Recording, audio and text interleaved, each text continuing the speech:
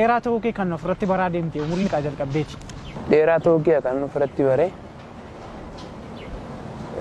bara 2005 baroota kana jechuudha. Ijoollee hiriyoota koo biraa isaan gaggabaaboo asii caalsee gaafa argamtudha. Dheerachaan deema. Isaan achuma jiru. Isaan illee achuma jiru. Namoonni jedhu beektaa. Maaf dheerataa gurbaan kun maaliif gad laaluu eegalee duraan qixa keenya maalum hallaan jedhu. Innaa akkasumattiin isaan biraa dheeraa ta'uu koo of baree jechuudha.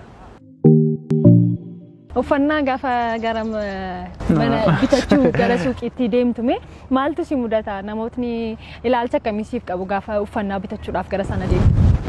Okay, uffata bitachuuf yeroo gana mana uffanni jirutti deemu namooti baay'een namoota waliin yoo dhaqu osoo ani balbala irra hin ga'in akkanumaan si ilaalanii jechuudha. Akkanumaan ilaalee osoo ani hin gaafatin ofii kee barbaadde yoo ta'e hin jiru ofirra gara galifaa naan jedhu.